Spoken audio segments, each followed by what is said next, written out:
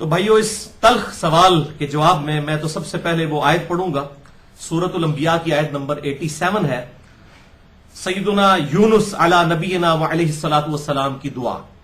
اعوذ باللہ من الشیطان الرجیم، بسم اللہ الرحمن الرحیم، لا الہ الا انت سبحانک انی کنت من الظالمین۔ نہیں ہے کوئی معبود سوائے تیرے، اے اللہ تو پاک ہے، تو غلطی نہیں کر سکتا۔ انی کنت من الظالمین، بے شک میں ہی خطا کار ہوں۔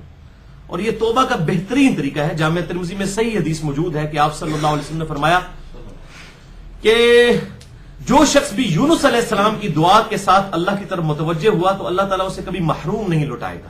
اور اس کا اشارتاً ذکر جو ہے وہ قرآن حکیم میں بھی موجود ہے، سورۃ الانبیاء میں، سورہ الصافات کے اندر، کذالک ننجی المؤمنین، جس طرح ہم نے یونس کو نجات دی تھی اسی طریقے سے اہل ایمان کو بھی نجات دیں گے۔ حتیٰ کہ سورہ الصافات میں تو اس کا کلائمیکس آیا کہ اگر یونس علیہ السلام اس دعا کے ساتھ ہمیں یاد نہ کرتے پھر اسی دن مچھلی کے پیٹ سے نکالے جاتے جس دن کے مردے اپنی قبروں سے نکالے جائیں گے۔ یعنی اللہ تعالیٰ کا اتنا اس معاملے میں عطاب تھا، اور اللہ تعالیٰ نے اس دعا کی برکت سے ان کی اس لغزش کو الحمدللہ معاف فرما دیا۔ رہا غلطیاں نکالنے کا ٹھیکہ، تو بھائیو ہم تو صرف غلطیاں نکالتے ہیں نا، اور آپ لوگ جن علماء کے پیچھے چل رہے ہیں وہ آپ کو اسلام سے نکالتے ہیں۔ ہم تو صرف غلطی نکال کے تو کہتے ہیں کہ اب آپ کی اپنی مرضی ہے، اس کو قبول کرنا ہے کریں۔ انا ہدیناہ السبیل اما شاکرا و اما کفورا، ہدایت کا راستہ واضح کر دیا اللہ تعالیٰ نے، چاہے تو شکر گزاری کی روش اختیار کرو، چاہے انکار کر دو۔ لیکن علماء نے ٹھیکہ جو لیا ہوا ہے وہ یہ ہے کہ وہ آپ کو اسلام سے ہی خارج کر دیتے ہیں، تکفیر تک اتراتے ہیں۔ تو یہ جو ٹھیکے والا سوال ہے، ظاہر ہے کہ مجھے یہ دلی تکلیف ہوئی ہے اس بات کے اوپر، اور یہی بات ہمیں اس وقت بھی سوچنی چاہیے جب ہم کسی اور مکتب فکر کے علماء کی غلطیاں نکالتے ہیں، تو اس وقت ہمیں یہ خیال کیوں نہیں آتا کہ ہمیں کس نے ٹھیکہ دیا ہوا ہے؟ تو یہ ٹھیکہ سب کے پاس ہے، ہم اس ٹھیکے کی مخالفت نہیں کرتے ہیں۔ آپ غلطی کریں علمی طریقے سے واضح کریں۔ تو اس کے جواب میں گھنٹوں بول سکتا ہوں، لیکن میں یہاں پر صرف 2 آیات، 2 صحیح الاسناد احادیث اور 2 اقوال پیش کروں گا تاکہ یہ ٹھیکے والا ورڈ جو ہے یہ ایڈریس ہو۔ یہ اکثر لوگوں کے سوال آتے ہیں اس حوالے سے۔ پہلی حدیث صحیح مسلم میں انٹرنیشنل نمبر کے مطابق 179 ہے، 179، اور مشکات میں اس کا نمبر ہے 157۔ عبداللہ ابن مسعود رضی اللہ تعالیٰ عنہ کہتے ہیں کہ نبی صلی اللہ علیہ وسلم نے ارشاد فرمایا کہ اللہ تعالیٰ نے کوئی پیغمبر بھی ایسا نہیں بھیجا مگر یہ کہ سب پیغمبروں کے ساتھ یہ معاملہ ہوا، انکلوڈنگ ہمارے محبوب صلی اللہ علیہ وسلم کے، کہ تمام نبیوں کے کچھ خاص حواری اور اصحاب ہوا کرتے ہیں جو تن من دھن اس نبی کے ساتھ لگا دیتے ہیں اور نبی کی مکمل پیروی اور اتباع اختیار کرتے ہیں۔ وہ جو خاص حواری، ڈیڈیکیٹڈ والنٹیئر لوگ جو ہوتے ہیں، جو خاص اصحاب ہوتے ہیں، وہ اس کی پیروی اختیار کرتے ہیں۔ لیکن جیسا ہی وہ خاص حواری فوت ہو جاتے ہیں تو چند ناخلف اور نالائق لوگ ان کے جانشین بن جاتے ہیں۔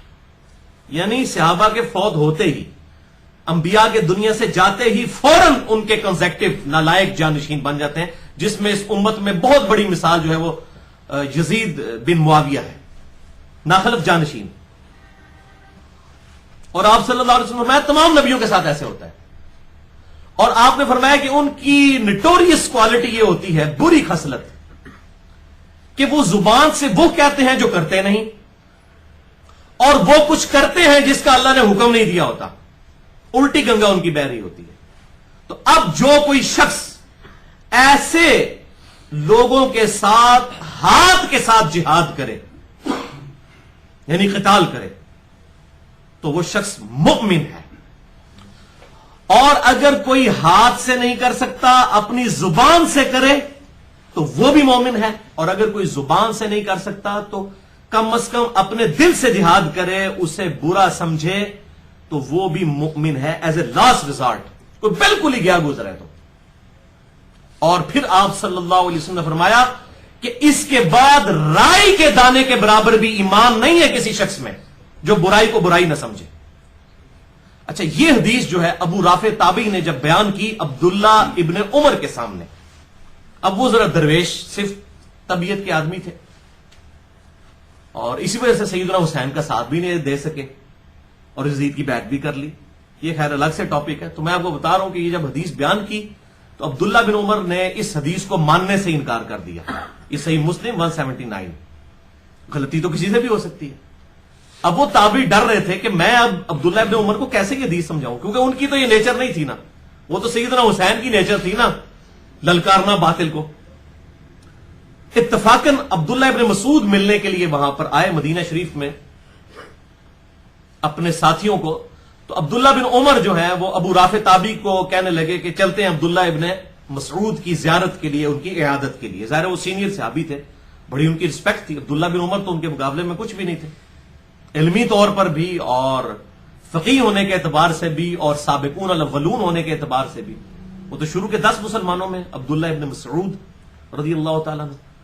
تو یہ حاضر خدمت ہوئے. تو ابو رافع تابعی نے نا بجائے یہ کہ عبداللہ بن عمر کو ٹوکنے کے تاکہ کوئی نیگیٹو سائیکالوجی ڈیولپ نہ ہو، دوبارہ سے وہ حدیث عبداللہ ابن مسعود سے جو سنی ہوئی تھی نا، وہ عبداللہ بن مسعود کو کہا کہ حضرت اس طرح آپ صلی اللہ علیہ وسلم نے ارشاد فرمایا تھا، آپ نے ہی مجھے بتایا تھا. تو عبداللہ ابن مسعود نے کہا ہاں میں نے خود نبی صلی اللہ علیہ وسلم سے یہ حدیث سنی تھی. تو اس کی وجہ سے پھر عبداللہ بن عمر کو ظاہر معاملہ کلیئر ہو گیا کہ انہوں نے جو حدیث کا انکار کیا تھا وہ لا علمی کی وجہ سے کیا تھا. اور اس سے بھی یہ بات پتہ چل گئی کہ حسین بننا کوئی عام کام نہیں ہے، یہ بڑا مشکل کام ہے. حسینیت بڑی مشکل چیز ہے. اور المستدرک للحاکم میں صحیح سند کے ساتھ حدیث موجود ہے 4884 نمبر کہ نبی صلی اللہ علیہ وسلم نے فرمایا کہ سید الشہداء حمزہ ابن عبد المطلب ہے، یا پھر وہ شخص سید الشہداء ہے جو جابر حکمران کے سامنے کلمہ حق بلند کرے، اس کی برائی کو برائی کہے حتیٰ کہ اسے قتل کر دیا جائے. اسی حدیث کی وجہ سے ہم سیدنا حسین کو بھی سید الشہداء کہتے ہیں. بعض لوگوں کے پیٹ میں جو ہے وہ پیڑ ہو جاتی ہے کہ سید الشہداء تو حمزہ ابن عبد المطلب ہے. تو پوری حدیث پڑھے نا المستدرک للحاکم کی 4884 کہ حمزہ بن عبد المطلب سید الشہداء، اور ہر وہ شخص سید الشہداء ہے کہ جو شخص کلمہ حق بلند کرے. اور صحیح مسلم کے ریفرنس سے ایک حدیث 7373 ہے جس میں وہ دجال کے خلاف جو مومن کھڑا ہوگا اس کو بھی آپ صلی اللہ علیہ وسلم نے فرمایا کہ وہ بہترین ہوگا سب لوگوں میں سے، کیونکہ کلمہ حق وہ دجال کے سامنے بلند کرے گا.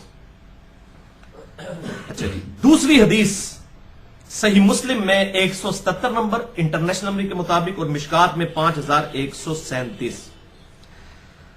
ابو سعید خدری رضی اللہ تعالیٰ عنہ سے روایت ہے کہ مروان نے جب، اس حدیث کے الفاظ ہیں کہ مروان نے جب یہ بدعت مدینے میں جاری کی.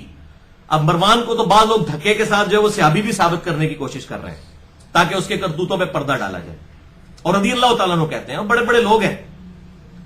اس نے مدینے میں بدعت شروع کی کہ عید کی جو نماز ہے اس سے پہلے خطبہ شروع کر دیا. اس کی وجہ کیا تھی؟ بعد میں وہ خطبہ کیا دیتے تھے؟ علی پر لعنت، علی سے محبت کرنے والوں پر لعنت، زبیر ابن زبیر پر لعنت، ان سے محبت کرنے والوں پر لعنت. موئے سورے تک کس نے خطبہ سننا سی؟ لوگ کہتے ہیں تو پونکدار ایسی جا رہے ہیں. تو انہوں نے حال یہ نکالا کہ تقریر ہم پہلے شروع کر دیں تاکہ لوگ سنیں گے، اور وہی بدعت آج تک چل بھی رہی ہے. کہ یہ آپ دیکھ لیں ہمارے جو حنفی بھائی ہیں بریلوی دیوبندی، وہ تقریر پہلے ہی کر رہے ہوتے ہیں، کیونکہ پتہ بعد میں کسی نے سننی نہیں. ہاں صرف اہل حدیث ہیں جو سنت کے مطابق عمل کر رہے ہیں، وہ بعد میں ہی تقریر کرتے ہیں. وہ خطبہ ہو تقریر ہو ایک ہی چیز کے نام ہے. یہ جو ساتھ سے تقریر جوڑ لی ہوئی ہے تو بدعت ہے. اصل میں تو جمعے کے بھی 2 ہی خطبے ہیں جو آپ صلی اللہ علیہ وسلم نماز سے پہلے دیتے تھے، اور عید کا ایک خطبہ جو ہے وہ آپ صلی اللہ علیہ وسلم نماز کے بعد دیا کرتے تھے. بہرحال یہ بدعت جب اس نے شروع کی مروان نے، تو صحیح مسلم میں الفاظ ہیں 177 نمبر حدیث میں کہ ایک شخص کھڑا ہوا اور اس نے کہا مروان تو نے سنت طریقہ چھوڑ دیا ہے. آپ صلی اللہ علیہ وسلم ہمیشہ عید کی نماز کے بعد خطبہ کیا کرتے تھے. تو اس نے آگے سے بکواس کی کہ وہ سنت متروک ہو چکی ہے، او زمانے گئے بھائی، ہوں ابو بکر عمر عثمان و علی مر گئے نے، ہوں اسی دین دا بیڑا غرق کریں گے. یعنی میری ورڈنگ میں اگر آپ سنیں، یہ تابعین کے دور میں ابھی صحابہ زندہ ہیں، ابو سعید خدری وہیں بیٹھے ہوئے ہیں، صحابہ کے دور میں یہ دین کے ساتھ بیڑا غرق کر رہے ہیں بنو امیہ کے لوگ. اسی لیے میں کہتا ہوں بدماش حکومت ہے بنو امیہ کی. اور اب میرا وہ لیکچر بھی جو پمفلٹ بھی الحمدللہ جو ہے وہ اردو میں ٹرانسلیٹ ہو کے آگے، عربی میں تو میں نے پہلے لکھ دیا تھا، واقعہ کربلا کا حقیقی پس منظر 72 صحیح الاسناد احادیث کی روشنی میں. یہ صلاح الدین یوسف صاحب یا کفایت اللہ سنابری صاحب کی جھوٹی تاریخ نہیں ہے لکھی ہوئی، یہ صحیح احادیث میں نے جمع کی ہیں، 150 اس میں طریق جمع کیے ہیں احادیث کے، عربی میں پہلے لکھا ہے تاکہ یہ ہیضہ نکال دوں مولویوں کا، اس کے بعد اردو ترجمہ، اب الحمدللہ ہندی بھی آنے والا ہے کچھ عرصے تک، اور انگلش بھی ہو رہا ہے۔ پھر آپ دیکھیں ان کے ساتھ کیا ہوتی ہے، ان کی پبلک ان کو گریبان سے پکڑے گی جو ہمارے پیچھے پڑتے ہیں۔ یہ جناب دین کے آپ نبی صلی اللہ علیہ وسلم کے صحابہ زندہ ہیں، اور یہ مروان جو ہے یہ کہہ رہا ہے کہ وہ تو سنت ختم ہو چکی ہے، وہ تو ساڑھی مرضی چلنی ہے۔ تو ابو سعید خدری وہاں پر کھڑے ہوئے، انہوں نے کہا اس شخص نے حق ادا کر دیا کہ میں نے نبی صلی اللہ علیہ وسلم سے یہ بات سنی تھی کہ جو شخص بھی برائی کو دیکھے تو اگر ہو سکے تو اپنے ہاتھ سے روکے، ہاتھ سے نہیں روک سکتا تو اپنی زبان سے روکے۔ حالانکہ ابو سعید خدری نے خود نہیں روکا، وہ اس شخص نے جرأت کی ہے۔ ہر شخص میں نہیں اتنا ٹیمپرامنٹ ہوتا، سیدھی سی بات ہے، وہ دل والے معاملے میں رہے، اور اگر زبان سے نہیں کو روک سکتا تو دل میں برا جانے۔ لیکن ساتھ ہی آپ صلی اللہ علیہ وسلم کے الفاظ ہیں ذالک اضعف الایمان، یہ ایمان کا سب سے کمزور درجہ ہے کہ کوئی شخص برائی کو صرف دل میں برا سمجھے، یہ کمزور درجہ ہے۔ یعنی یہ اصل میں آپ صلی اللہ علیہ وسلم یہ کہنا چاہ رہے ہیں کہ خدا دے واسطے گونگے شیطان نہ بنو، اگر ذرا سی بھی ہمت ہے تو کم از کم زبان سے ضرور حق آواز کو بلند کر دو۔ الحمدللہ، تو یہ الحمدللہ اس حوالے سے صحیح بخاری کی وہ حدیث بھی یاد کر لیں، 3461، آپ صلی اللہ علیہ وسلم نے فرمایا بلغوا عنی ولو آیہ، پہنچا دو میری طرف سے خواہ ایک آیت ہی تمہیں آتی ہو۔ یہ مولوی کہتے ہیں جی ہمارے مدرسوں کی جعلی ڈگریاں آگے لیں، ہمیں تو نبی صلی اللہ علیہ وسلم نے ڈگری دے دی ہے کہ اگر آپ کو ایک بات بھی آتی ہے، ایک آیت بھی آتی ہے تو آپ لوگوں تک پہنچا دیں۔ الحمدللہ۔ اچھا، یہ دو حدیثیں تو پوری ہو گئیں، ایک آیت تھی، دوسری آیت ہے سورۃ النساء کی آیت نمبر 59، بڑی مشہور ہے، یا ایھا الذین آمنوا اطیعوا اللہ واطیعوا الرسول واولی الامر منکم، اے ایمان والو اللہ کی اطاعت کرو، اللہ کے رسول کی اطاعت کرو، اور جو تم میں حکمران ہے اس کی اطاعت کرو۔ فَإِن تَنَازَعْتُمْ فِي شَيْءٍ فَرُدُّوهُ إِلَى اللَّهِ وَالرَّسُولِ، اور اگر تمہارا حکمران سے بھی جھگڑا ہو جائے تو اب حکمران کو بھی اتھارٹی نہیں ہے، معاملے کو اللہ اور اس کے رسول کی طرف پلٹاؤ گے، یعنی آج کی ڈیٹ میں کتاب و سنت کی طرف پلٹاؤ گے، کیونکہ آج اللہ اور اس کے رسول صلی اللہ علیہ وسلم ہمارے سامنے ایز این انسٹیٹیوشن ہے، پرسنالٹی تو سامنے موجود نہیں ہے۔ ان کنتم تؤمنون باللہ، اگر تم اللہ پر ایمان رکھتے ہو، والیوم الآخر، اور آخرت پر ایمان رکھتے ہو، ذالک خیر و احسن تأویلا، اسی میں تمہاری خیریت ہے اور اسی کا انجام بہتر ہونے والا ہے کہ معاملے کو اللہ اور اس کے رسول کی طرف پلٹا دو۔